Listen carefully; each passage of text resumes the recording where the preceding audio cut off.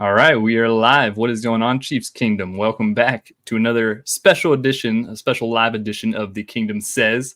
I am your host, as always, Garrett Williams, and I'm joined by one of my two usual co-hosts tonight. We've got Kyle Henning on the top right of the screen. Kyle, how you doing tonight, sir? Doing well. Friday, Red Friday, Super Bowl edition of Red Friday. Should be a good time. I'm ready to talk some football, break this game down, and welcome our guest on. Another first-time guest on the show this week. We've got two of those now. Yeah, very special guest that we've got going here today. We've got the co-host of It's Always Sunny in Chiefs Kingdom, Mr. Taylor Witt. How we doing tonight, Taylor? Doing great, boys. It's no better time to talk Chiefs football than right now. I am excited to get on here finally and talk some ball. Yeah, this is going to be a good episode. This is the one. We've talked a lot this week leading up to the Super Bowl, but it is 2 days away, and we are finally here to really fully break down the game. We've got a little bit of stuff to touch on before we get into the full game breakdown. But this is the one. This is the episode here where we're really going to lay out all of our expectations for what we're going to see on the field Sunday. So yeah, it should be a fun episode. Glad to have Taylor on with us as we're live here. As we go, we'll see if any live comments come in or whatnot. Otherwise, we'll just keep it rolling. Kyle, what do we got on the ballot tonight? Well, we're gonna start with the basic stuff, some of the peripheral stuff around the game, because it's Super Bowl week, and so there's been a ton of peripheral around that. There was a fire alarm incident at the 49ers hotel this morning around 6:03, it sounds like. Disturbed some of the players a little earlier than they would like. Some of the 49ers are not upset, but upset enough to talk about it. I'm not really sure. They've been very confusing all week with what they are and aren't upset about. Kyle Shanahan wasn't mad about the practice field after it was reported they were, and then they were mad about the practice field, but they're just keeping track has been a tough time. The thing that was most interesting about the fire alarm was that, according to Christian McCaffrey and apparently Christian McCaffrey's mom, it was done by the Chiefs, or it's an inside job by still not 100% sure who they're accusing of malpractice. Taylor, how did you read that? I read it as the same thing I've been reading from the San Francisco 49ers since the moment this matchup was announced, which is they're scared and they're talking about everything they can talk about to lay the groundwork for a Chiefs victory and why that's not San Francisco's fault. That's all I heard. This is just another refrain for that whole argument. And they're soft. They're acting soft right now. We'll see how they play on Sunday, but much like their field apparently is much like their field. That's the same. Everything they're complaining about right now is it's just another thing that champions don't care about and don't complain about. And they're shook. I feel like this happens every year. Didn't it not happen last year? I feel like the exact same thing happened. I feel like it happens every single year where someone pulls a fire alarm or something happens. Or the fire alarm thing is almost every year at the Super Bowl. Nearly, and not just the Super Bowl. It's like the Final Four and random, World Series, whatever the case may be. It's just people know where teams stay, and they they're there and mess with them. And you can Google it. It's the biggest game of the year. I mean, you have the most people ever with the attention. The Niners are at the Hilton, and we're at the Westin, both in Henderson. Right. At the lakefront, I think they're in the same U-turn. With that, you want to come pull the Chiefs fire alarm? Go ahead, go do it. They won't talk about it. No. They'll get asked about it, but it won't be a conversation piece. It is very polarizing. All the clips that you see of the two different teams interviewing. One team definitely is a lot more buttoned up and poised and respectful and all that stuff, and the other team is. It's just talking about like the tackles, getting asked about Nick Bosa's holding comments and whatnot. And it's like, you can definitely see the difference of professionalism and just, the lack of Charvarius Ward. I mean, they've all been yapping, everybody. And Sharp surprised me, honestly. It kind of surprised me with Charvarius because Sharp, I mean, come on, let's not be too hard on the guy. I was surprised.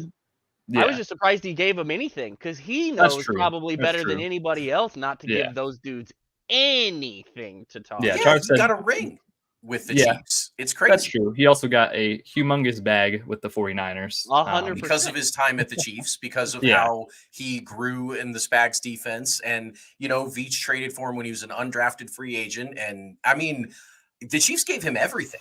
And That's for true. That's out true. and Also, be though, like, it's way better over here in every way. Every way it's better over here. I mean, that was shocking. yeah. To be fair, I mean, yeah, like I said, big bag you to actually choose your destination for once, because you think about it, he didn't get technically choose the Chiefs. He was an undrafted free agent, got traded for. I mean, same thing if you got drafted by a team, but Right. it's I wouldn't expect much more from him this season. That the entire 49ers team really just kind of had that MO, like they don't really care what they say, which we'll see how that works out. We've seen how it works out with other guys, so we'll see how that plays out. But a couple other things in the Chiefs news cycle, obviously with practice and that and whatnot going on this week. There's a couple special guests attending the Chiefs practices and meetings and stuff like that. Mike Vick was out there at practice. Louis Riddick was out there at practice, and probably the most polarizing one, the one that surprised a lot of people, Eric Bieniemy was back in the building, spoke in front of the team, was at the facility a couple days and gave him the whole thing. So before the AFC Championship game, even with yeah, Washington's exactly. It seems permission, like he's been there for no a little less. while now, which is very interesting information. Taylor, how do you think the entire team reacts to EB being back? Well, you can tell from just the brief, clips we've heard from them that they loved it.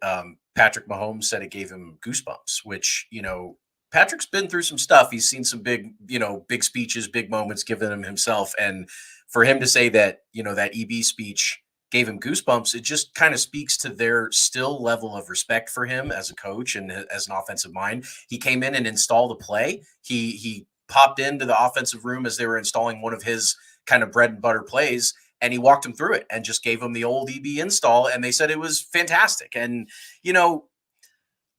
a lot's been made of the Chiefs' offensive struggles this year compared to last year. And yes, there have been a couple personnel changes, most notably just Juju Smith-Schuster for Rashee Rice is kind of the big one, which doesn't seem to be a massive drop off in efficiency and all that stuff. And yet the Chiefs really took a step back. And a lot of that could have been pointed to, keeping your head in the game and accountability and kind of some mental errors. And that always seems to have been Eric Bieniemy's superpower, is keeping those guys accountable and making sure he gets on their ass if they're, not doing the right thing in practice. So all that to be said, him coming back in before the Baltimore game and giving them the rah-rah let's go speech. I mean, I think it worked. I think it was a good move by Reed to bring him in. I loved it. And I really am hoping that they find a place for EB at Arrowhead Drive next year, because I think they need him back. Wide receivers coach. There's hopefully going to be an opening. Yeah, no EB kidding. Come coach wide receivers. No, it's not your position. Maybe just switch. Put Todd Pinkston at wide receivers. Put him at running back. Former wide receiver. Yeah, put the running back at running back coach, where he, maybe Nags graduates to a pass game coordinator type of role, and EB just takes back over OC, or maybe EB is a pass game coordinator. Yeah, or maybe he gets an assistant head coach title. Or exactly. I mean, I do think there's room in the organization if Eric will not have to feel like he's taking a step back coming back to the Chiefs, like tail between his legs. I tried to go out there and make it work on my own, and it didn't work. I don't really see him as that type of person, but that's kind of the main hurdle there. You're muted, Kyle. They, partially because I didn't want to interrupt it, because this subject makes me angry. That Washington job, I said it when he took it, it was a trap, and it was not there. There was almost no benefit. He had to go in there and turn Sam Howell into a top 10 quarterback and make an offense function with basically what it amounted to a lame duck head coach, from the sounds of everything we heard coming out of that building. And that's not a shot at Ron Rivera. No, that's a shot at that organization, because God, we know how bad that's run. That was the other thing. It's a new ownership group. It was run horribly for 30 years, forever, 40 years, however long that guy owned it. And now it's, he didn't do anything super. He made Sam Howell respectable at points in time this season when Sam Howell was not respect. So, and then they nuked the defense, and now he's playing from behind every game, and now they're having to throw the ball 40 times a game when that's not what they're built to do. So he was doomed to start with, and I hate it because he never had a chance. And then they go out, especially because the coach didn't have his back solidly until it was already too late and out in the public that the players didn't like how not nice he was to them. Well, I'm assuming it's because you guys weren't playing very well.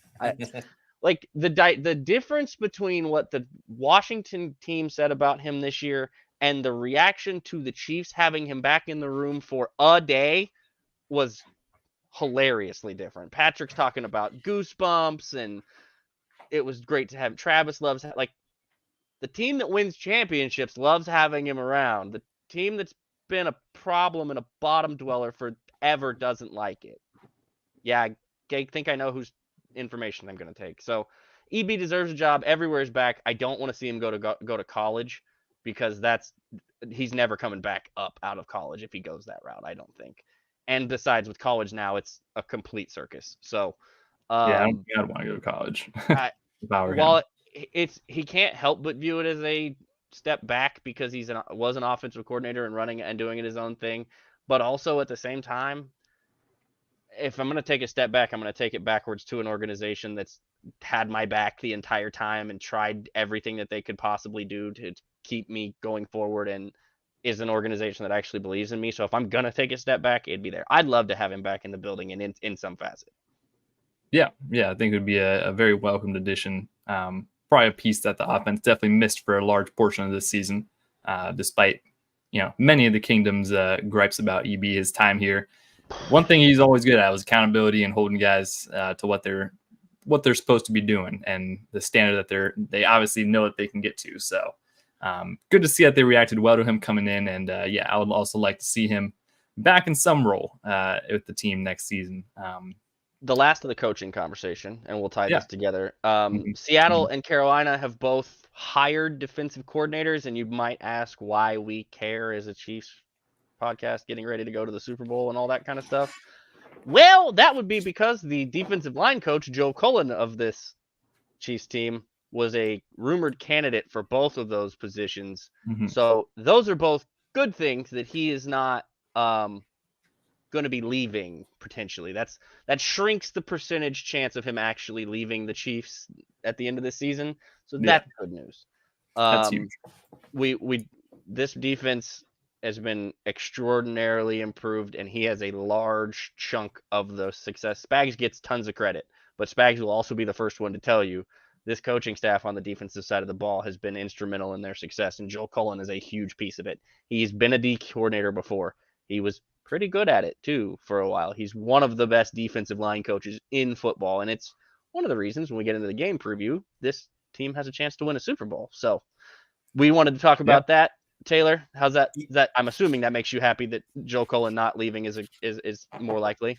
I mean, certainly, yes. One thing about the NFL is the reason that there's so much parity is oftentimes because the successful teams, not only do they get the worst draft picks and all that stuff, but they get brain drained. They get people poaching everybody involved with those organizations. We saw Brant Tillis go take a job with Carolina. Ask the Ravens. Absolutely. And ask most NFL teams most years. If you're somewhat successful, the Lions had both coordinators in on every job out there, basically. And I mean, you start to win some games. The Eagles, absolutely. You start to win some games, and people start to, the Cowboys, they had, Dan Quinn, and I mean, the whole, every major team in the NFL, when you win, somebody has a better job for the people that helped you win than what you can offer them. That's just how it goes. And so the Chiefs, one of their hidden superpowers of this dynasty run has been the relative lack of brain drain. They've had Spags since 2019.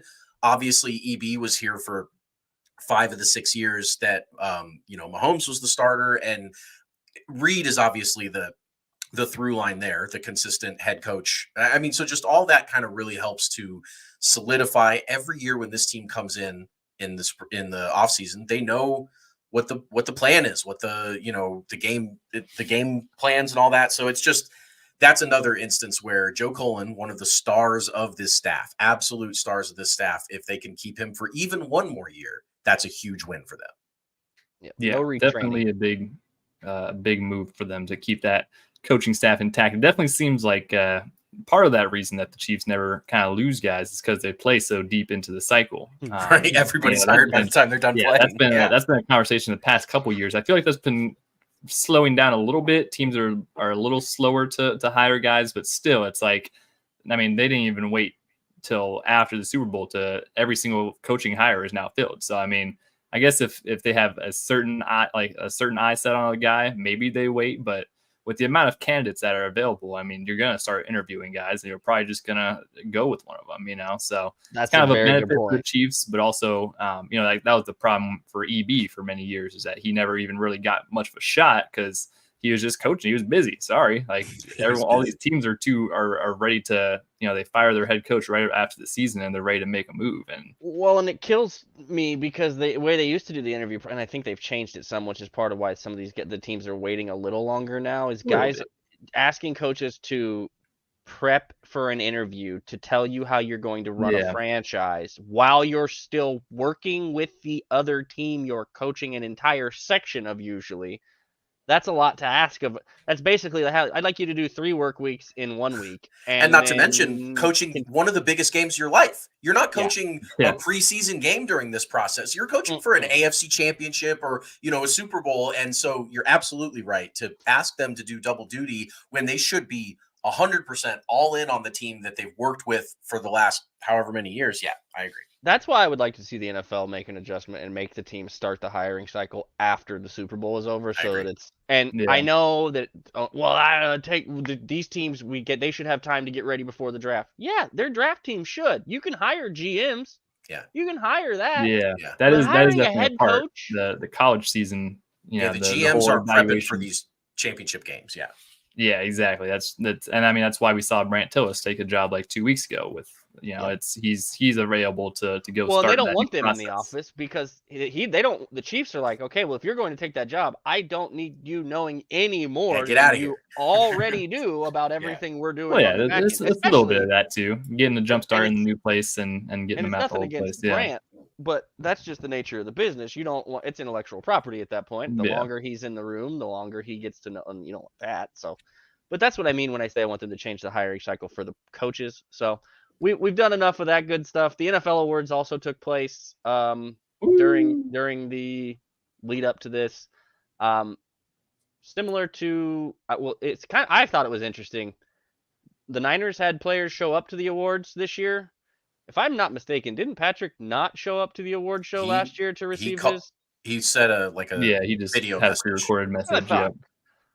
That we talked earlier about these teams and their approaches to this week and how it is, and business trip is an understatement. I think at this point they've treated this more business-like than anything that I've seen. Like, you can call it a business trip, and a lot of teams talk about it being a business trip.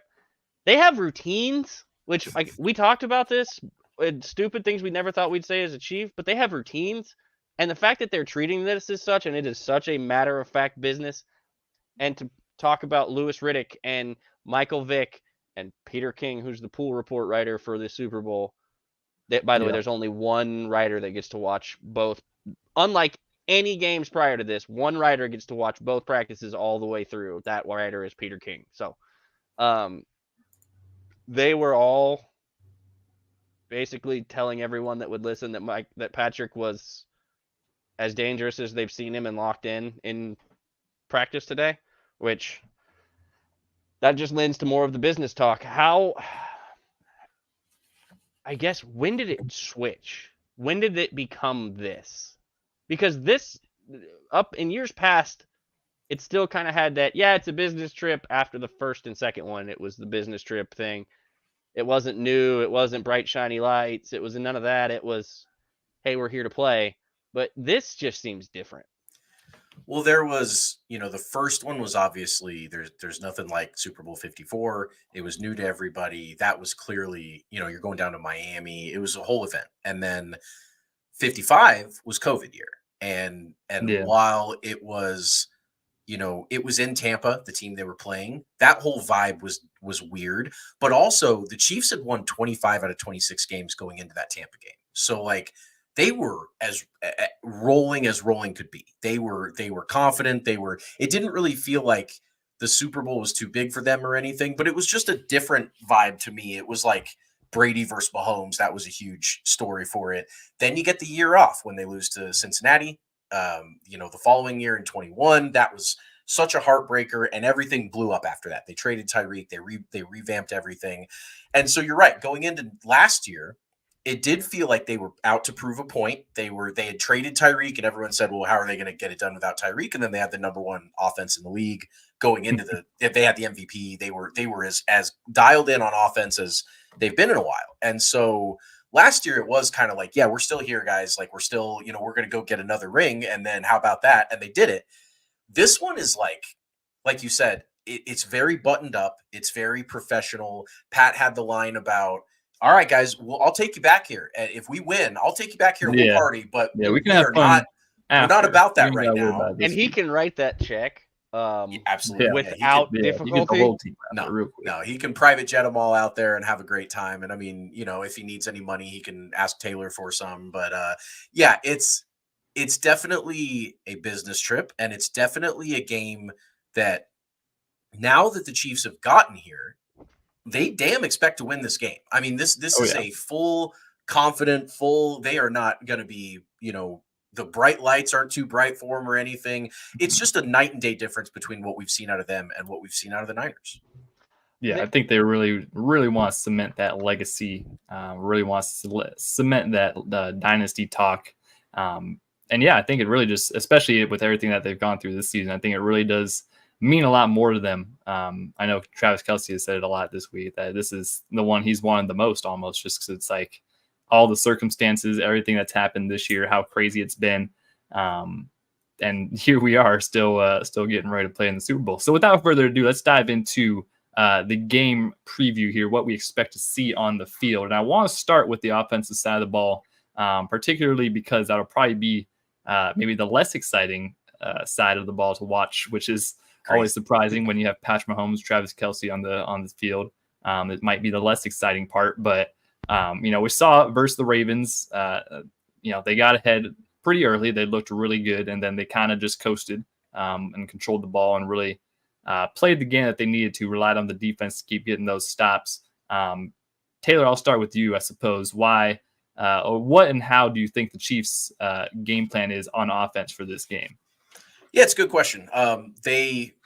Obviously San Francisco has the individual talent to stack up with anybody. They haven't quite put it together as a team, especially lately, but I mean, they have superstars stacked all over the field. And so one thing that we know that Andy Reid likes to do is to use your own strengths against you. That's kind of, he'll make up a game plan based on what he thinks you're going to do. And one thing he thinks you're going to do, if you've got a superstar edge rusher, he's not just going to say, all right, we got to double that guy and hope he doesn't get home. He's going to actually Olay him into thinking he wins a pass rush and getting home. And then you throw the screen behind him and just different, Andy's, this ain't his first rodeo, he's gone up against the best of the best in defenses for his entire career. And he always comes out with some type of plan. We saw it with corn dog last year against the Eagles, where, the Eagles were a hell of a defense, but he knew that they didn't travel well with motion in the wide receivers, and he had it scouted out and he pulled it off and he let them bounce and score the touchdown. So I don't know schematically, obviously, what Andy's going to come up with, but I have no doubt in my mind that he's got some tricks up his sleeve, and not just trick play tricks, but like a game plan trick, something that, that the Niners are just really, I don't want to say not prepared for, but something that they're not built for. So whether that's, you expect them to target Travis Kelce as often as possible. That's clearly the game plan. That's always been the game plan. And every time you hear another defensive, either coordinator or player talk about the Chiefs, they're always like, well, you can't let Kelce beat you. You got to make sure he doesn't get off the line clean. You got to hit him. They talk a big game every time. And then easier said than done. And then Trav goes out there and he does what he does. And it's because they're so good at that kind of slow motion where he kind of just walks behind the tackle and the guard and kind of, he picks his spot and then boom, they snap and Patrick knows exactly where he's going to be. I find it really fascinating what they're going to do in how much they're going to involve the non-3 superstars of the offense. And by that, I mean, not Pacheco, Rice, or Kelce.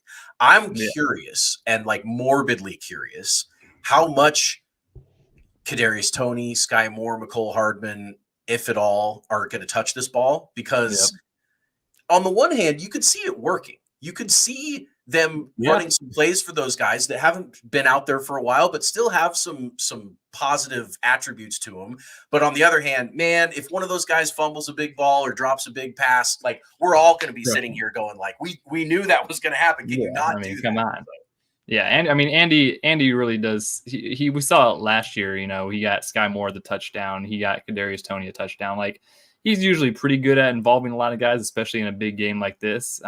And, you know, I think we talked about it on the last episode. But if Jerick McKinnon is active, I would definitely expect him to get some red zone touches. Dangerous player, yeah, just, you know, getting the guys, and like you said, it's a different wrinkle. Some of those guys haven't been out there in a couple weeks, so it's something that's new on the game plan that the Niners might not prepare for as much. Right. You know, he's going to whip out some kind of bag of tricks as far as actual play calls. It'll be very exciting to see what the play is from this Super Bowl if we win it, of course, with the magical play. What the Rose Bowl play is, or the exactly. He's broken out all kinds of. They did the Pokemon play last year where they spun around the you know, just different. He's not afraid to do a weird play, but at the same time, the game plan is going to be professional and decisive. And I mean, I'm so excited to see what he's got planned because I'm sure it's going to be effective. Yeah, Kyle, especially comparing to this 49ers defense, I feel like they kind of got a little bit exposed in the NFC Championship in some ways. What do you think Andy kind of feels like when he watched that game? I don't want to try to guess what Andy felt like watching games because every time he looks at defenses, I feel like he's just like, yeah, nope, I'm gonna tear it apart here, and here. It's going to be interesting to watch what he decides to do. I have a feeling that some folks are not going to be overjoyed because I think something that Taylor mentioned is an interesting note. There's going to be probably one or two of those guys that you mentioned that do touch the ball. Sure. And in scenarios that folks probably wouldn't like them to touch the ball, at least from the general populace. Clyde. McCold, MVS. Yeah. There's a couple guys. He has caused the 49ers major issues with what he does. I would not be at all surprised if Andy decides to go that route. The similar type of individual that is McColl is Kadarius. I'm curious to see who they activate for this game. I'm somewhat of the belief that Kadarius probably won't be active for this game. This week has felt more like you do what you're supposed to on the scout team. You do what you're supposed to the rest of the week. We're going to make you inactive for the game and you get another chance next year because that stuff that happened before is bad. And Andy's not one that just doesn't have repercussions for things. And that happened mid Super Bowl week. Like right at the beginning of it. Story or the Instagram video. Yeah. I tend to kind of buy Kadarius's version of this, which is that he was bitching to Giants fans and one of them chopped it up and made it sound like he would look, if Kadarius was talking about the Chiefs, I think he's cut right now. I think if they believe that he was talking about the Chiefs, he doesn't even make this trip. He's not active. The fact is, Andy's defended him, Pat's defended him, Travis has defended him. I think they're on his side with that story in particular. And it's tough. I think he's going to be active. It's tough optically for him because he's had the issues before. Sure, that's true. He's had a lot of tough optics. It makes you harder to believe when you've done this other places with other people and other things, and then they can chop audio from a thing or whatever and hack your account or whatever that may be. I don't. Yeah. It is what it is. At this point, he's handled it well for all things considered. He's tried to be as transparent as he can be without being a problem. So I'll give him all the credit for that. I just don't know, as you kind of mentioned with the rhythm and the way that this offense has been moving, if you add a piece that's had so many of the issues that he's had, and then he does, whether he meant to or not, whether he did it or not, it's an issue again, whether it's an off the field thing and it's a distractional thing. You just got to, eventually there's a limit. Let me ask you real quick. Rank these players from I don't want him to touch the ball under any circumstances first. Okay. Kadarius Toney, Sky Moore, McCole Hardman, Marquez Valdez-Scantling, Richie James, Justin Watson. Those 6. It's probably going to be MVS first. MVS is the one you don't want to touch the ball. Or the one you do. Inverse order. Okay. Yeah. So honestly, it's probably put Sky.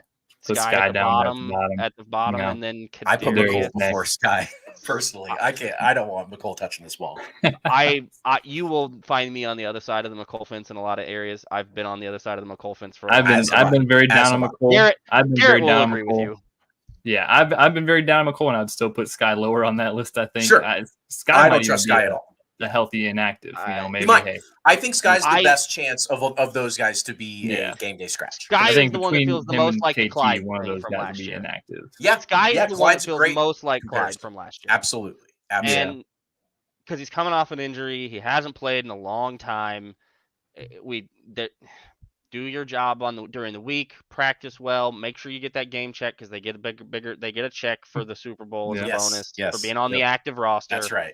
They're doing okay with Richie James and Justin Watson right now? I am. As far as them being involved in the offense. The three I trust the most out of that group is MVS, Justin Watson, and Richie James. And then Isn't that crazy that you said Kadarius MVS? Is that crazy? Only because it's the playoffs. If you were talking to me about week 10, yes, I know. This goes back to last year. Yes, we sat on this show last year. We sat on this show last year, and I think it was week 16 or 17, and I looked around and went, does anybody think that this dude is on the roster next season? Right. Even with the dead cap cut? Yes. And everybody told me no. I mean, we very much said, like, Juju over MVS if you have to choose one. They chose the other one. That still holds, but still. Yeah. Maybe not because Juju went to New England and did nothing. His knee exploded. He had a pretty bad season down there. Not like but he had no knees, and we knew that. We did. He didn't pass the physical. He didn't have any. I think if he was healthy, they would have kept him. Right. So, but with MVS, until the AFC Championship game last year, that dude was out the door for like 98% of his fan base. Yep. And then he redeemed himself, and then everybody was like, "Oh, he's gonna be the leader of this room all year." And then he Sammy Watkins this season and was just non-existent all year. Yep.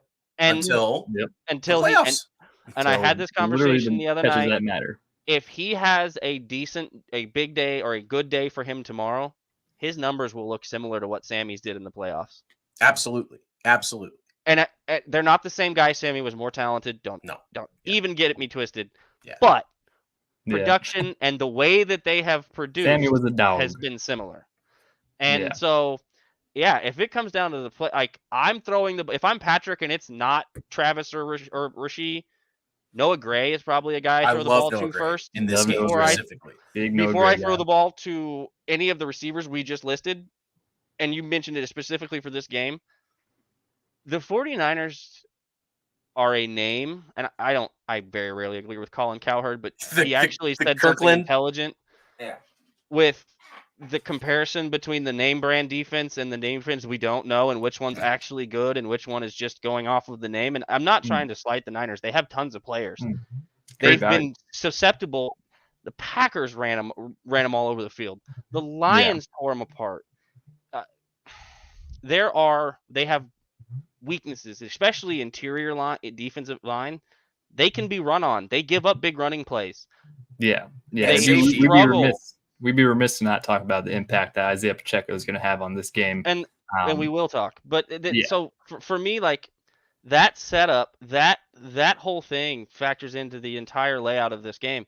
The weapons of outside of Travis and Rasheed and Isaiah, it's Noah, it's MVS, it's Justin Watson, and it may be one for each of the other supporting players throughout the game where we just need you to make one play. You need to make one. You just need one catch. Or just catch the ball for 6 yards and go down. Or make the screenplay that gets 4 on a 2nd and 6 or whatever. And that could be MVS, that could be McCole, that could be Clyde, that could be LaMichael Pirine. I don't think Jerick McKinnon plays in this game. I know that they have got him listed as questionable.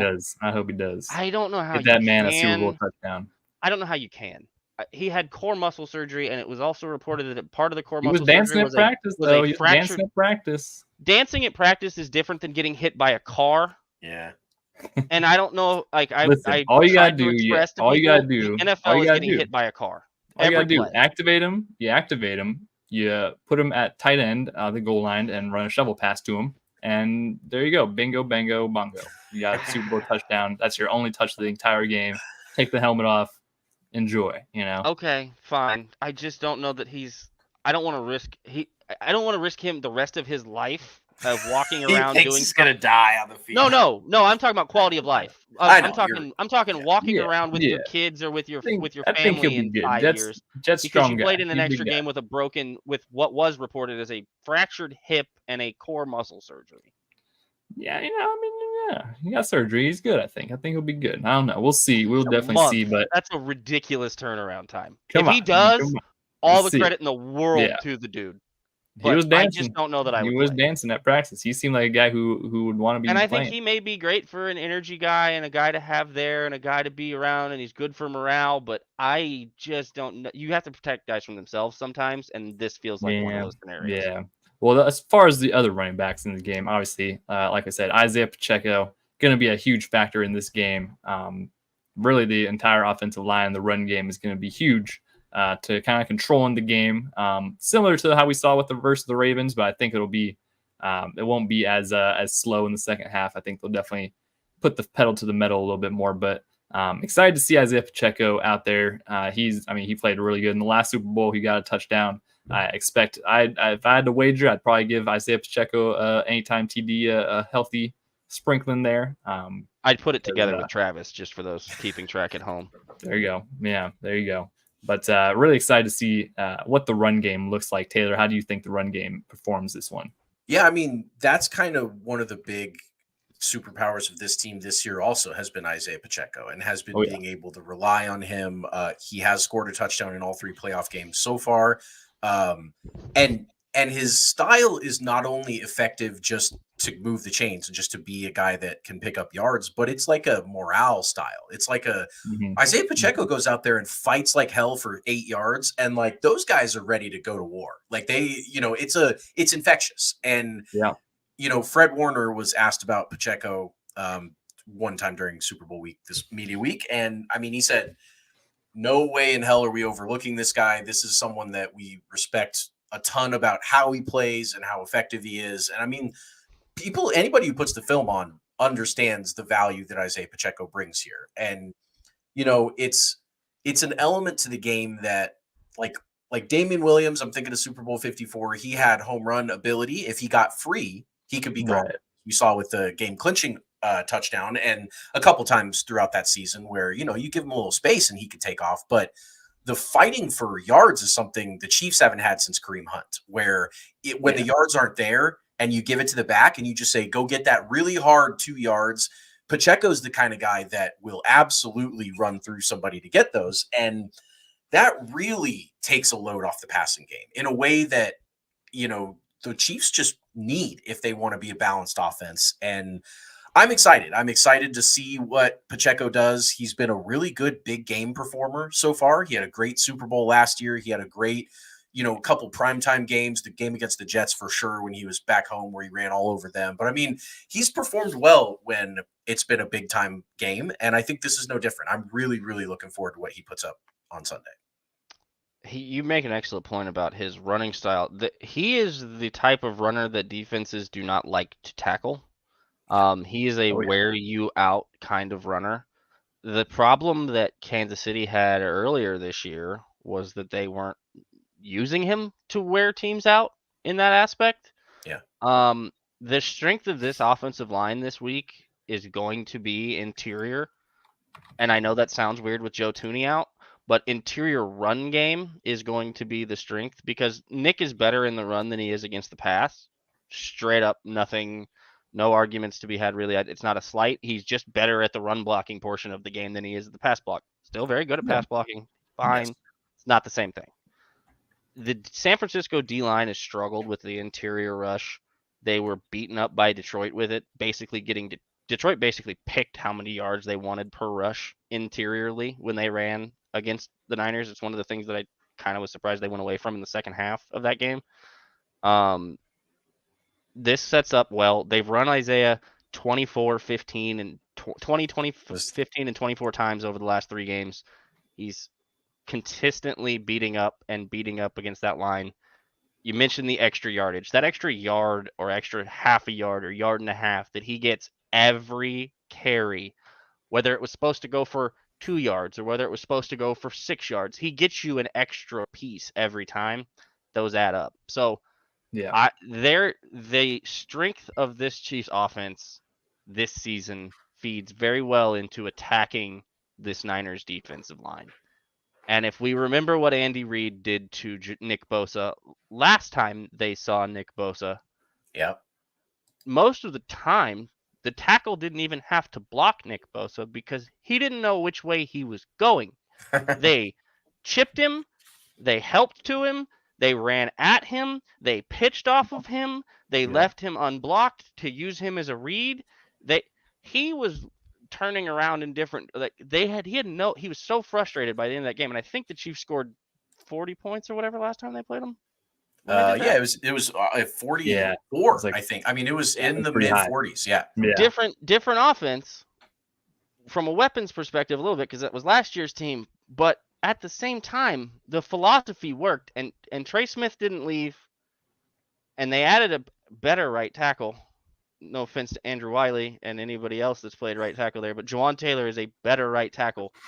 I like this matchup for this offense. I do too. Get in the multiple tight end sets and run the ball, and then use your tight ends off of it. Yeah, I also think a big thing in this game, and it will kind of segue into the defensive talk, but I think the offense will definitely have plenty of opportunities throughout the game to really secure the bag, if you will. Now we'll see if they can really put it away, unlike they did versus the Ravens. But I expect the time of possession battle not to really be an issue for the Chiefs, and the offense can kind of dictate that as they will. So yeah, that's pretty much the offense. I think we covered mostly everything on the offensive side. Getting a lead in this game and making the 49ers play from behind. Yeah. And I'm not talking about getting the ball first necessarily, because that's going to largely be up to the Niners, I believe, off the coin toss. Mm-hmm. It's up. They're going to be calling it. So if they win it or lose it, they'll determine that. But if the script goes as it has for Andy a lot of the time when they want the ball after half, the defense coming out and getting an immediate stop sets the tone. And if the offense does what they did with Baltimore and turns around and immediately capitalizes on it, this puts, much like it did Baltimore, it puts the 49ers in a difficult spot, and it asks Brock Purdy to win you a game. Well, and it asks Kyle Shanahan to determine whether he wants to run the ball down 7 or 10 or whatever the deficit would be. How willing are you to how many points are you willing to spot Patrick Mahomes before you start throwing the ball? Baltimore panicked. Baltimore got down. They saw Mahomes come out with a fire in his eyes, march right down the field, score a touchdown, and they said, we cannot fall behind this guy. And you run a couple bad times in a row, and next thing you know, you're giving that ball right back. So they abandoned their run game, and the Chiefs were a cause of that for sure. I also just want to point out Pacheco's season high in carries was week 4 at the Jets, where he carried 20 times, and he has 2 games of 24 carries so far in the playoffs. So, I mean, they certainly figured out, like, let's feed this guy for sure on the Chiefs offensive side. Really, really interested to see how that game plan shapes out. Yep, I agree.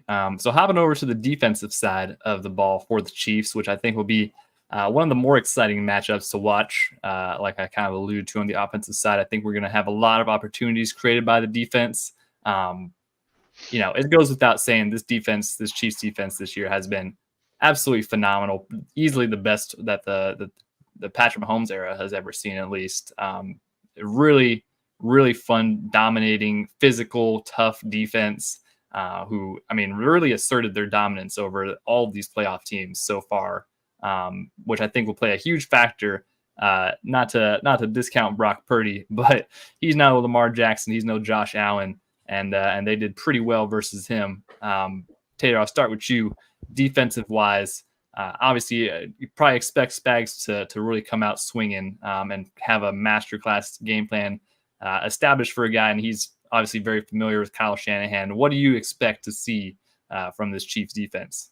I expect the GOAT to be the GOAT, and that is I expect Spags to be what he is, which is the greatest defensive coordinator of all time. I think people have, kind of danced around this for a while now, but he has inarguably the greatest win in a defensive coordinator's tenure with any team, which is the undefeated Tom Brady Patriots that he defeated in the Super Bowl.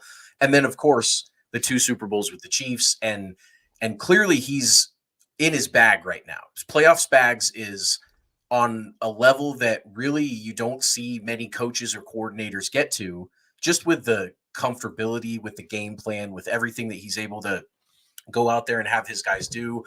I think that the Niners, if there's one team in the NFL that plays the most similar to the Niners on offense, it's another guy that literally called their plays several years ago, which is Mike McDaniel in Miami. And the Shanahan offense, while it's really, really good at what it's good at, space and timing and, having a quarterback that knows what to do, when to do it, the one kryptonite for a Shanahan offense is chaos, is free blitzers and guys that aren't necessarily, where you thought they were going to be pre-snap, and the type of things that Spags is the best at. I think he's a defense that's built to stop a Shanahan offense in a way that no other really defensive style that I've seen. I mean, people have similar defensive styles to Spags, certainly, but he's shown time and time again that type of offense just doesn't really phase him or his players. And I'm really interested in, the matchup of the skill players for the Niners, which is bar none the best skill player group in football and has an argument among the greatest skill position group, ever. I mean, just among the teams that have always had 1 through 5 with Ayuk and Debo and Kittle and CMC. And I mean, all those guys are dynamos one-on-one. And fortunately, in order to beat a team like that, they're going to find their one-on-one matchups. You can't double everybody. You just can't do it. And so, you double Kittle, you double Debo, and then Ayuk and CMC are going to have somebody one-on-one. And the Chiefs have thrived in one-on-ones, in man coverage and in having a single guy responsible. Snead has been able to shut everybody down one-on-one. I think that the strength here of the Chiefs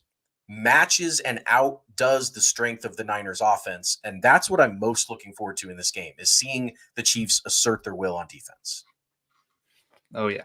Yeah. It's going to be a very exciting time to see Kyle, as far as this asserting the dominance. We've seen the 49ers do a lot of crazy stuff. Obviously CMC has came in there and been a real lightning factor for him.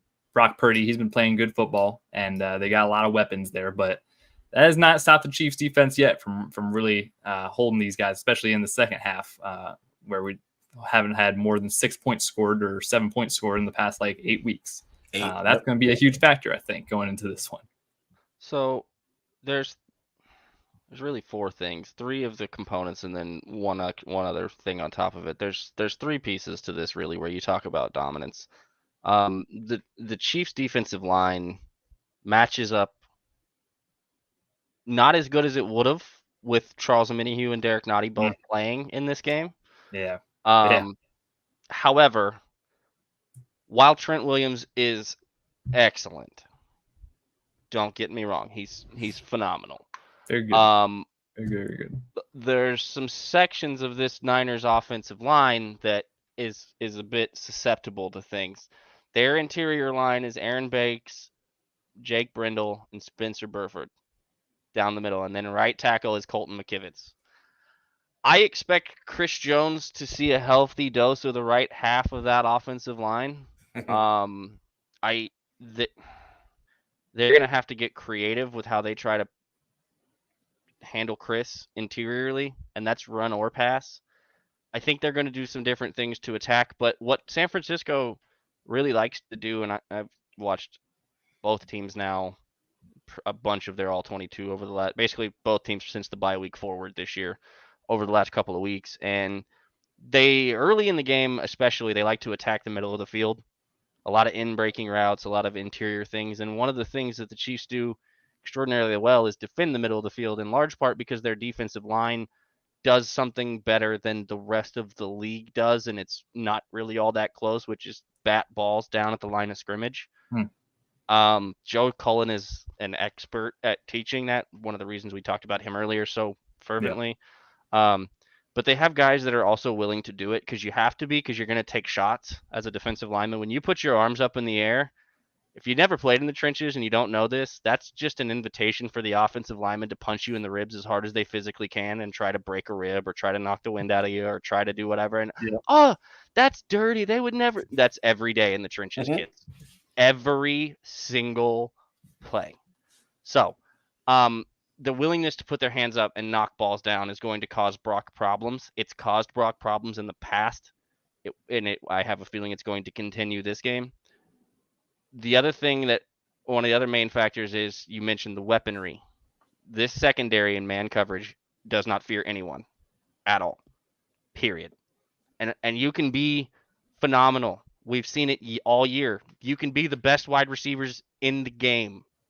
They do not care about playing man coverage against you. It don't matter. They may roll a safety once in a while over to the big gun or whatnot, but otherwise you're getting L'Jarius Sneed or Trent McDuffie, and that's just how it is. And good luck. And you're getting erased. Yeah, you're getting locked down. For real. And so with the Debo fact, I've gone back and forth about 100 times. You can use L'Jarius on Debo or on Ayuk.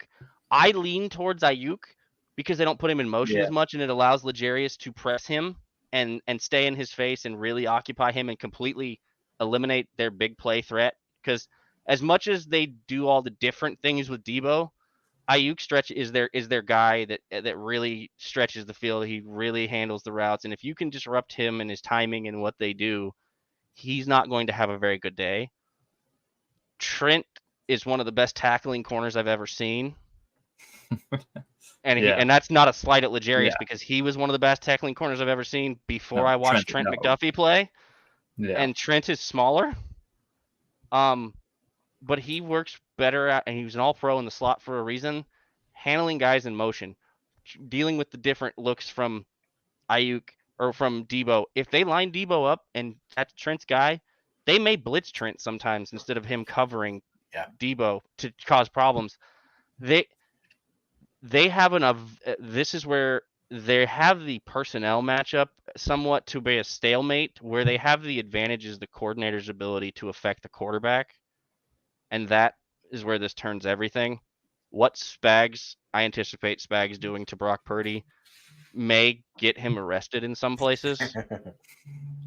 Guys, quarterbacks that are newer in this league against Spags, against the defense that he is now, don't usually have a good time. No, and this defense is different than anything Spags has had before because I've talked about it since the beginning of the season. He has what he wants finally. He has the personnel that he wants, and he has the system that he wants. They can play any defensive scheme at any given point in time that they choose. They don't even have to have practiced it. And that's where they are at this point. They are that comfortable with each other. They are that confident in one another. Anybody that is picking the Niners to put up 30 points has not watched this team this year. No. The team that has, I will come on here and tell you I was wrong all day long if the Niners score 30 points. I just agree. Don't. There's no. They'd be the first team against the Chiefs this year to do it, and I just don't see that being the team that can solve this defense. I agree. Not with the quarterback that they have currently, and Brock has been better than anyone expected. He's been good. He's fine. When you are put under pressure in ways that do not seem like pressure, the simulations, the different looks, the different formations, the safety that's playing middle linebacker while the linebacker's playing corner out wide and nobody knows where the corner is. Uh-huh. I'm in too high, now we're in one high. Just kidding, it's too high. That was a nasty play against the Dolphins. Just to be mean. And it wasn't really like the problem that they're going to have is if Brock misdiagnoses a pressure, they're going to have guys blocking nobody. Yeah. Meanwhile, Chris Jones or George Karlaftis is one-on-one in a favorable matchup, and it's bad news. So the likelihood that this game is a blowout in the Chiefs' favor is considerably higher than it is the other direction. Yeah. Largely 100%. because this defense creates problems that other teams, and Kyle Shanahan's great coordinator, great mind. Great coordinator. They're gonna get there some, but we just watched two of the best offense. Actually, I think the three best offenses pretty much in the league, other than some of the last best. 3 weeks. I mean, Baltimore, by DVOA, the Dolphins clearly were riding high on some of their early season success. But yes, the Niners are up there in DVOA also on offense, but it was Baltimore 1 or 2, Miami 2-ish, I think, and then Buffalo maybe 3. Or you're right. They were certainly they're up there. all and Baltimore was one offense. in every category in DVOA, so I know they were one. Right. Yeah, right. they're That's easily true. the best. Yeah. Yeah, And Baltimore's one of the best teams that's existed in the last 10, 15 years. I mean, they were a juggernaut. And it didn't matter. Points. And so, and this is where Lamar Jackson 10 points. Come on. Everybody watched Brady for 20 years, and a lot of the time, and a lot of the argument against Brady is, well, his defense was always just so much better than everybody else's. Patrick actually has that defense for once. This finally is the case this year. It's been 6 years, but for the first time in 6 years, he has a defense. I remember when we started this season, we asked for this defense to be what, top 15, Garrett? Right. I mean, that's what you ask for every year. If you give Patrick Mahomes a top, 15, 2 years ago we were hoping for top 25. If you at least give him that, you're good. But we said 20 at minimum to give you a good chance, 15 to be comfortable. They're 2? 1. I don't know if I don't know what they actually are, but and they're 1. And they they're just really went 1. out and beat 1. Yeah, and, I mean they're and really I mean 1 with they're every category for sure. Yeah. I don't, and it's funny. You look at the Vegas side and you look at the sportscasters and who all's picking what side, and it's completely split. Vegas still has the Niners favored, and most 2.5 points. What's because most of the money is on Kansas City. So if you want to look at why Vegas might be doing some things, they're pretty liable on Kansas City right now with like 80. I think at one point I heard 87% of the money was on the Chiefs in Vegas right now. Yeah, majority of the money. If they move it too much, then somebody's going to dump a huge change on the Niners. So they're in a stalemate with big bettors. Is why Vegas hasn't moved much. But it's just odd to watch some of the media that has been. Let's not call them complimentary. Let's call it whatever you want to call it. Not complimentary. The opposite of complimentary. Yeah. To now all of a sudden, well, they just can't lose. We can't bet against them. Well, we can't do this. We can't do that. They're tired of being wrong, man. They're tired of being wrong. So, they bet against them all playoffs. The Chiefs kept proving them wrong. Yep. And now they saw the Chiefs go into the home of the best team in football and beat their asses. And they're like, all right, fine. We give up. I guess. And I think it brings it and I think it brings it back a little bit full circle to where we started this when we talked about the business trip versus some of the other stuff. I went and looked through the Chiefs roster for this Chiefs team, and the number of guys whose first Super Bowl this is that are playing significant snaps. Is it 4? I think I looked at this earlier. Rashee Rice. Jawan Taylor. Shamari Connor. Right? Connor. 3, and he's a rookie. And then Drew Tranquil. Right. The only other guy that you could potentially throw in that list is, where did he go? Well, like Felix, I guess technically. Felix technically, if he's expected to get a few snaps. Yeah. But exactly, when I'm talking main contributor, I was talking more along the lines of, where did it go? Everybody else, I mean, is pretty much games. You know, Richie was the other one that was like, sure, free agent ad and all that stuff. But and then no, you're right. It's a handful. Deion Bush hasn't played in it, but he's been in the organization. He's been in the building. He's been around, and also, I honestly, I love you, Deion, but I hope Mike plays more snaps than you today. Yes, correct. And I'm sure. And that's a couple guys, a couple free agent signings: Mike Edwards, Donovan Smith. Those guys who have Super Bowl experience. So correct. Right. That's why I didn't mention Donovan Smith or Mike Edwards because it's funny because we played Donovan Smith in Tampa. Yeah. And Mike Edwards. They were both Bucks. And Mike Edwards. Yeah, it's interesting because there's a lot of, or it wasn't that much turnover for Justin Watson. And Justin Watson. Yeah, exactly. Justin Watson, too. And you see a lot of the people from the last year's team on this team, but a couple guys who are new even still have that experience. So Yeah. definitely a big factor. I think defensively wise, it all comes down to Spags just having a great performance, which I expect as always. I think that'll be easily the biggest thing to look out for.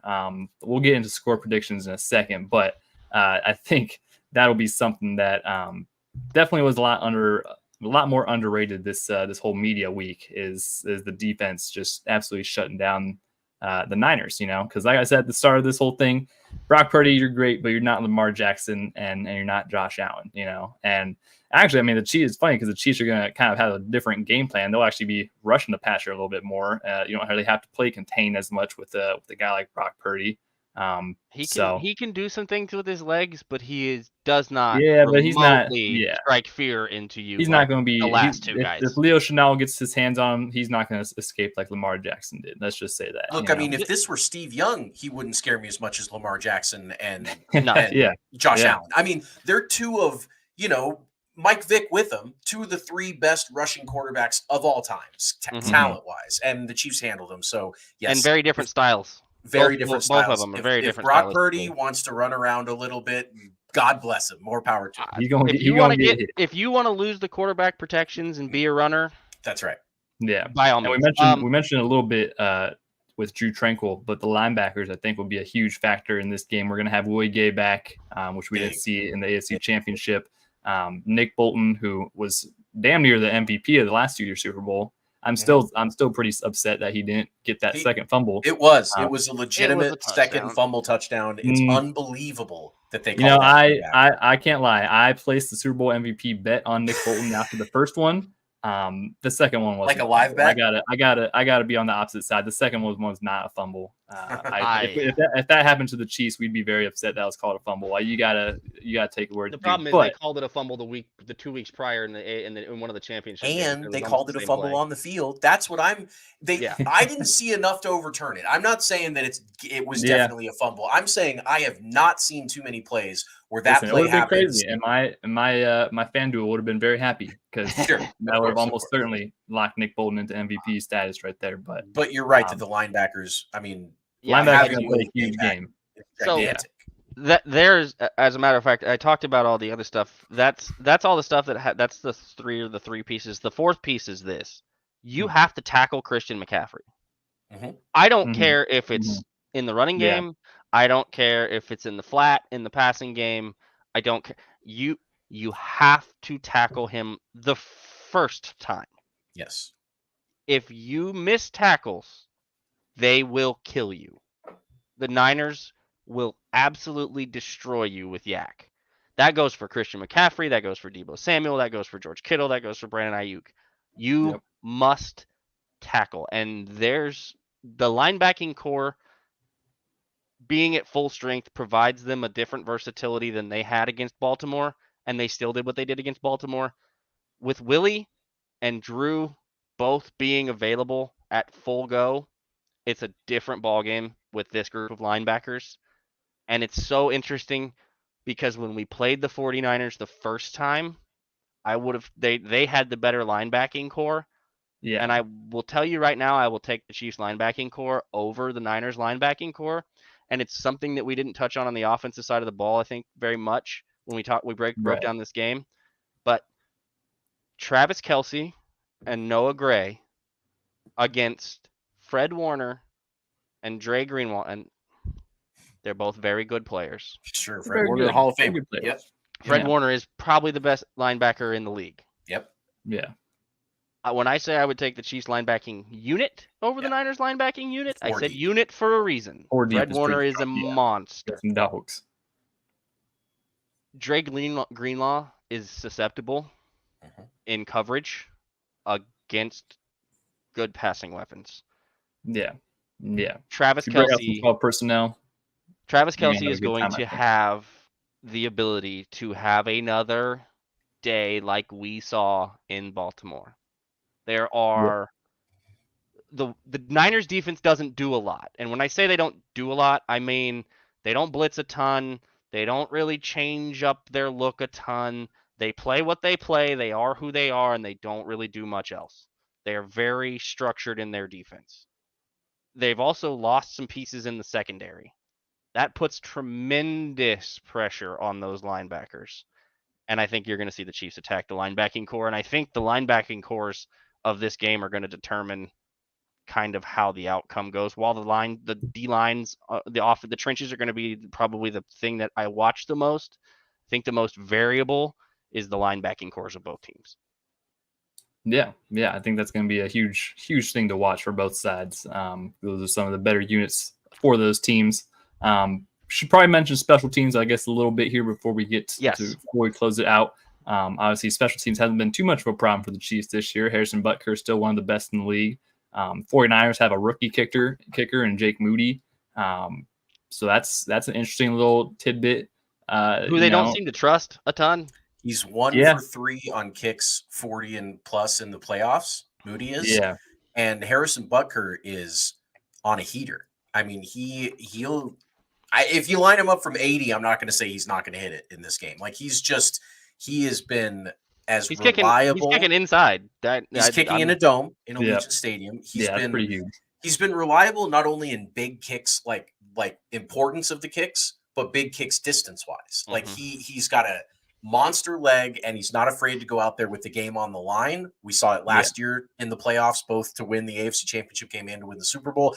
That's basically the opposite of what Jake Moody is. Jake Moody's a rookie kicker that is got a little bit of the yips right now. I mean, I think the Chiefs have a huge advantage in the kicking game in this one. Well, I think a big factor with Jake Moody, and I heard it mentioned like today, was, he's a rookie, so he really hasn't had much of an offseason last year.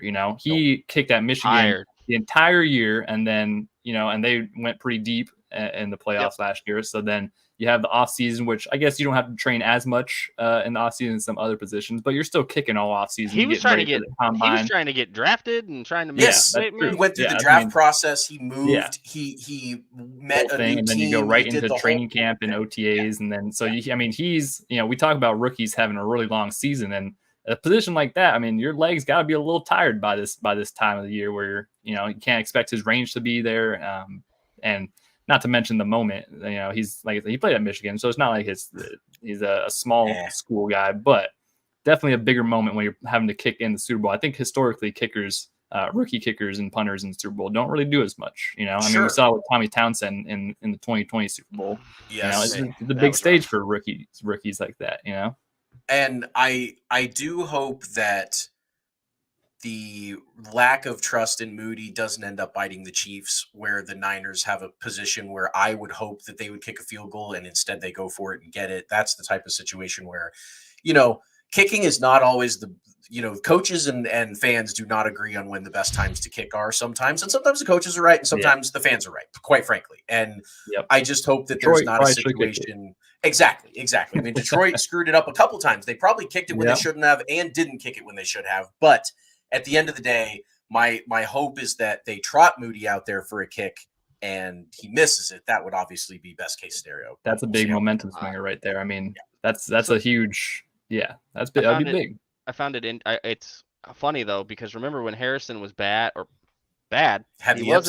he wasn't bad from 50 or 45. He was bad from extra. Well, he was on a bum ankle. He messed his ankle up at the beginning of the year in Arizona. Point. He wasn't even bad from the long distances. He was bad from the short ones. So it's never been a concern as far I remember the jokes where I'd rather him kick 50-yarders than extra point. Yeah, can we back up the extra point? I mean, people would say get a personal foul right before that extra point and really get him locked in. I mean, yes, I agree.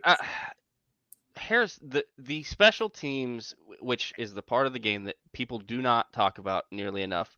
And I know that Dave Tobe is such a hot button subject around Chiefs Kingdom.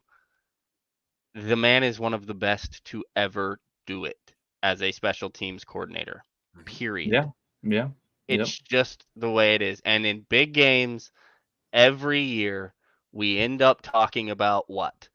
A special teams play.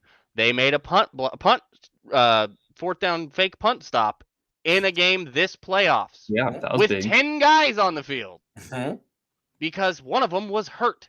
Yeah, and nobody noticed. Obviously, one of the biggest plays of the Super Bowl last year was Kadarius Toney's big punt return. Special teams matters. Well, Dave Tobe, and the only reason I'm somewhat on Taylor's agreement with the Kadarius Toney situation is Dave Tobe said his name and that he could factor heavily into the kick return game. And as soon as Tobe said that, I He was said like, he'd be in the mix. He said he'd be in the mix. We'll see between him and Richie James. Richie James has been fine back there. yes, he's been doing but good. Dave doesn't say names of guys that might be playing unless That's Dave true. has decided that he thinks that guy should be playing potentially. You got to trust Uncle Dave, man. If he wants to put Kadarius back there, that's because Kadarius is the best option that the Chiefs have. He's probably going to house a punt return in this game. Just get ready for it. I mean, I said it. If he has another big punt return in this game and just completely expels all those demons, there's going to be a lot of people who are probably going to be have very mixed feelings about Kadarius Toney. He has the chance to make a lot of people eat a lot of words if they give him the chance to do so. It's all up to Andy and Dave at this point. 100% on offense, even if he does do the punt returns. Correct. And that's perfectly fine. That would be perfectly fine. It's the only thing that I'm wondering. So with that, let's do this. I want to get X factors from you guys on, I want to say both sides of the ball, but all three sides of the ball. Probably, both sides of the ball. I don't know. I genuinely, we can sum up the X factor thing on the special team side of it with. I think your kicker is better than their kicker, and I think you're comfortable. I don't think that's. He's probably gonna be counted on to make some big kicks. We saw him in the Super Bowl last year with a big kick. I mean, the Chiefs are going to trust Harrison Butker to be Harrison Butker, which is not quite as much of an X factor as it just is the nature of how much better he is than Jake Moody. Jake Moody might be the X factor because if he's out there as a rookie kicker and bombing kicks and making them, that's a little surprising to me. But if we're going to X factors on just both sides of the ball, for the Chiefs on offense, I'm going to go with. It's easy to say one of these bozo wide receivers, but I'm going to go with Noah Gray. And I think that Noah Gray has a chance to put his stamp on this game in a way that, he's had a good year. It's just been so under the radar, and he'll pop off a 30-yard catch every now and then or something. But I think he has a chance to really make people go, who? Like people that don't know the Chiefs, I know Travis Kelce's a guy, but like they're throwing to this other guy. And I could see some type of 5 for 70 type of game, like something where they really involve Noah Gray in the offense. And I think that would be a major blow to what San Francisco is trying to do. So I'll go Noah Gray. Okay. On offense. Do we want to go around and do our offense? Yeah, let's go around. Let's go around. We'll go offense first. I'd say on offense, I'd have to say Isaiah Pacheco, just because I think you really, it's been a theme to really set the tone, the physicality level all year, and running it down that 49ers defense throat, I think would really set the tone for the game. I think it's going to be a very crucial factor to controlling a lot of the game is having Pacheco running very efficiently, having some big plays. And I have full confidence in him stepping up to the moment and really performing well once again. I think he's proven to be one of the top running backs in the league, just as in total. I think he's kind of underrated league-wide as far as really good running backs. He's going to be in that conversation, especially with the big performance once again in this Super Bowl. So I'm going to say Isaiah Pacheco for the X factor on offense. I've gone back and forth on the two guys. And the only reason I struggle with calling one an X factor is because even though he's a rookie, I expect him to play well. And it's Rashee Rice. Sure. The other guy is Clyde. And speaking of polarizing controversial figures amongst this fan base, he's had a long 4 or 5 years in Kansas City. It's been a lot of different things. He's dealt with a lot of different stuff. He did not get to play in this game last year. He's on a contract year. This is a contract year. What is the contract year? Rest in peace, Nate Taylor. Undefeated. He has heard Therese Taylor, by the way. God, I said Nate Taylor. Therese. I was going to say, unless there's some breaking news Nate's about alive. Nate. Nate is very much alive. I'm sorry. I meant Therese. Similar sounding names. I don't know names. why I said. I was thinking Nate because I was literally listening to Nate right before this episode. I just wanted to make sure that was. I'm glad you said that because I would have not noticed that I screwed that up. Sure. No, definitely. Rest in peace, Therese. Sorry. Nate says it a lot also is why does. in regard to Therese, which is the other Yes. reason that I went down that route. So, Yes. but Clyde has a chance to do what, much like I mentioned, Kadarius shedding a lot of the noise and a lot of the problems and a lot of the stuff. Clyde's probably gotten it more than anybody because of where he was drafted, which he had zero control over. Mm-hmm. He also didn't have any control over the injuries and the other stuff that he has dealt with. His performance on maybe 10 plays, maybe 15 plays that he gets. Not 15 plays. Hopefully not 15 plays. But you're right. A handful. 10 or so. Yeah, maybe a small handful. Yeah. It depends on how much you're talking about. The Chiefs having the ball a lot on offense. Pacheco can't play every snap. They've proven that. So you don't gotta give it to Clyde still. Somebody's Garrett's gonna. like I didn't say touches. Still gotta I give it said to Clyde. I didn't say touches, Garrett. I said He snaps. can be on the field. Yeah. Yeah, true. Sure. Yeah. I didn't. Again, I'm talking. Because Clyde's not. I don't expect him to affect the game in the run game in the same way that Isaiah Pacheco does. Good. I expect him to affect the game on the 10 to 15 plays. If he does get a couple of runs, 3 to 4 yards, a carry, call it a day, fine. The stuff that I expect him to exceed in and make a difference in is some of the pass blocking, is some of the receiving options out of the backfield because the Niners struggle with their linebackers against running backs and tight ends. It's something that they've dealt with, that they've had problems with, and it's an area that he's excelled in since college that we've been begging for them to use him in. He's gotten exponentially better in the pass blocking game, and he has the ability to go out and affect the game from a pass blocking, chipping help, receiver out of the backfield, occasional carry guy. And it's a role that that's the Jerick McKinnon role, right? That's what we asked Jerick McKinnon to do. And whether Jerick is active or not, I don't think you can ask him to do his normal role when he is active. So Clyde would then have to do that role. That's why I think he's your X factor. More than Rasheed, who I think is just going to play well because he plays well. Sure. I mean, definitely solid pick. You were talking about what Clyde couldn't control. One thing he can control and has been his attitude. The team loves this kid. Yep. I mean, all the players just gush over how funny he is and how positive his attitude's been. Andy constantly talks when people have to ask him tough questions and pressers about Clyde. I mean, the only thing anyone says about him has been that his attitude's been great and he's handled everything professionally. So he's a good guy. He's he's helped good kid. Isaiah and yes. I think they're all rooting for him. Yeah, and that's crazy, by the way. That as much run as Laurent Duvernay-Tardif got, and it was very deserved for being a doctor and doing the COVID fighting thing and all of that stuff. Clyde going to nursing school while being an NFL football player extremely cool. Is just as crazy and cool as it was when Larry was doing it. So shout out Clyde on that as well.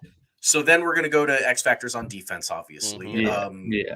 This defense is really fun to pick X factors for because you could see, all of these guys being the X factor and having the type of game where you're like, damn, like that's the reason we won. And I think about Furious George Karlaftis, and how much attention Chris Jones is going to command on this defensive line and how much they're going to double him and how much they remember Chris Jones knocking down passes in Super Bowl 54. And they remember him taking over the fourth quarter and being one of the main reasons that the Chiefs defense was able to put the pressure back on the Niners in 54 was because Chris Jones just wasn't letting anything go. And so and smelling blood in the water from Frank and all that. Yes, it was a great old time in 54. So that being said, when they're all making sure that Chris Jones doesn't get in the backfield, who does that leave with some tasty one-on-ones on the outside, maybe making sure, keeping contained in case Purdy tries to scramble around? I mean, George has been playing out of his mind lately. He's been an absolute dynamo on the defensive line, and I could certainly see him playing the role where Chris gets all the attention and George sneaks in there and gets a strip sack or a big sack or a stop or just a couple big backfield plays that you need out of a defensive line if you're going to win a game like this. And so he's my X factor. I really want to see one, or if I'm getting greedy, two just massive game-changing plays from George Karlaftis. And I like his matchup because he's likely going to get to see Colin that's a good matchup. That's a really good. That might have been my X factor. I'm not gonna lie. That was Sorry, call him McKivitz. I don't want to towards. be mean to the Niners tackle. His last name is McKivitz, not McKinstry. McKivitz, sure, yeah. Of course, McKinstry we've was all the heard of corner him for from sure. Yeah, McKinstry was the corner from Bama. That's That was right. Kool-Aid. Yeah. So I'm gonna go in the defensive back room. You think back to the last matchup that these two teams had in the Super Bowl and how the role that Tyrann Mathieu played really was a big effect. And so I think you look at this defense and Justin Reid, I think could have that same impact on this team and this game. He's been playing some really good football the last couple of weeks, which is huge. He's been definitely one of the leaders in that defensive back room. One of the playmakers that has really affected all facets of the defensive game. So him going out there, I think, having a really good game, controlling some of that deep stuff, getting up close to the line of scrimmage where we know he can be damaged. Obviously, he got a sack on Lamar last week or on the last game. I think him having a good performance will be huge for this defense. I expect a couple of the DBs to play it very well, but if you think about X factors, I think Justin Reid can really be a reason that the 49ers get a little bit limited on some of the stuff they have to do on offense. I love the Justin Reid pick, mostly because I think his tackling is going to be a big thing in this game, especially when it comes to, I mentioned it earlier with Christian McCaffrey and Debo, and you can't miss tackles, and he has, for the issues that he had at certain points during the year with some of his tackling, he has been lights out in the playoffs, including destroying Gus Edwards behind the line of scrimmage in the Baltimore game. I'm all good there. The guy, I talked about Derek Nottie and Charles Omenihu being out. And yeah, I love George, and I think George is going to have a really nice day, and playing next to Chris helps. The guy that I'm interested in most and how he plays in this game, and another guy that is probably looking for a contract, Tershawn Wharton. He was excellent in the Baltimore game. He was good in replacement of Derek Nottie. It's been somewhat quiet. He came back off of injury. He's been good for the limited time he's been used most of the season. Sunday is a day to make your name. You have a chance. You're going to get snaps because there's not enough. They don't have guys inside right now. You're probably the next most experienced interior guy next to Chris Jones that's not named Mike Pennell on this roster. That's right. And so now you are the guy. You have to be the one that performs well next to Chris Jones on not only third down when you're trying to do a little bit of pass rush stuff, but you may be asked to perform in there on first and second down. And how he plays and holds up against that other side of wherever Chris is matters a lot. And I think he's going to have a big day because he was more than on track for a huge breakout season until he jacked up his arm the year he got hurt. And it kind of slowed things down. And then some guys got stacked in front of him on the depth chart, and Derek Nottie showed out, and Charles Omenihu came in, and so it got a little clogged up. Tershawn Wharton has a chance to make himself a ton of money and add another ring to that resume. Yeah, that should be a really dynamic player to watch for sure. He's going to have a big role. That entire defensive line is going to have to step up and show like they have all season that they are one of the top units in the league. To close this out here, and Taylor, we can't thank you so much for coming on with this one. But we'll end it with some score predictions. Taylor, being the guest, we'll let you go last here. I'll let you really lead up to it. Kyle, you wanna knock it off first? You want me to go? It's up to you, bud. What do you want to do? I'll take it. I'll start us off here. I had a score in mind already. It's like I said, throughout the entire game, I think the Chiefs really will have the answer to the 49ers. I think this will be a not close game if we're being totally honest with you. I think it's similar to the Ravens game where we have control most of the game and the final score is a little bit closer than what the real game is. But I really have a lot of confidence in this Chiefs team. I said it multiple times, I think, throughout this week that I thought the Bills were the harder matchup than the Ravens were. And I think the Ravens are a harder matchup than the 49ers were. And we beat both of those teams already. So this, getting over the hump of those AFC guys, I think really tested this team and will result in a pretty steady victory. I'm going to go 24-17 as the final score. They maybe sneak close near the end, but I think overall the Chiefs really control this game. So, Kyle, what do you think? Well, I don't know if anybody noticed, but I had to do a little wardrobe switch mid episode. I got a little hot. It was a little warm in here, but I also had to put on the DT jersey. It's Super Bowl 58.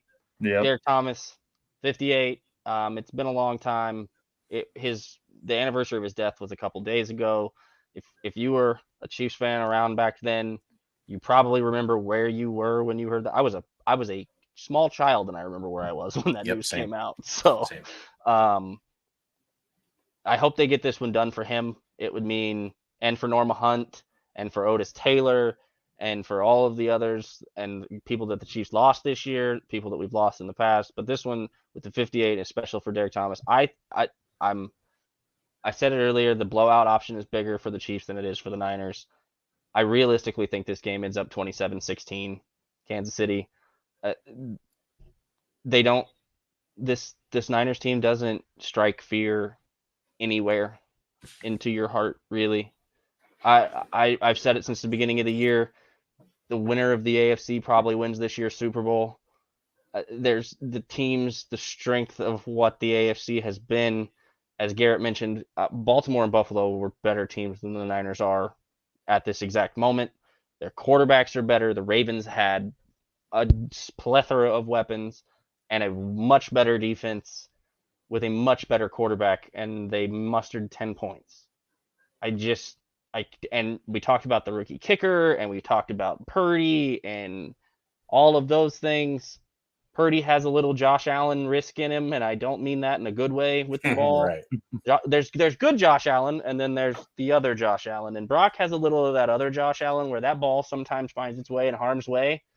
They got away with a couple of them against Green Bay and Detroit that were just flat out dropped or not capitalized on.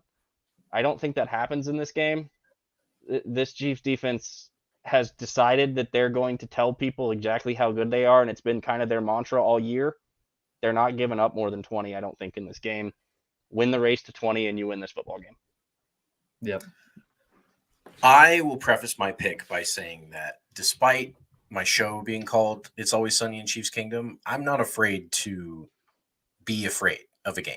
I'm not afraid to admit if I think the Chiefs are overmatched or if they're going to lose or whatever, because, we try and be as objective as we can when we do stuff like this. And I'm shocked at how confident I am going into this game. I'm shocked at myself. Like, it just how, when I think about this game, I'm not nervous in the least bit. It doesn't mean I won't be a ball of nerves on Super Bowl Sunday, as we all will be. But Sunday's going to be a mess. Yes, but the paper matchup here, it just favors the Chiefs. It just flat out does. I think there's too much going for them right now.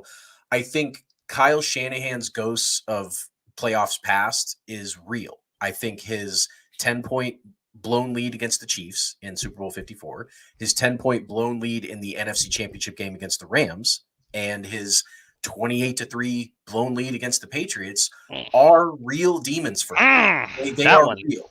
And when you combine that with the Niners record when they were down by 5 or more points entering the fourth quarter in Kyle Shanahan's tenure was, I'll pull the number up, something like 2-30.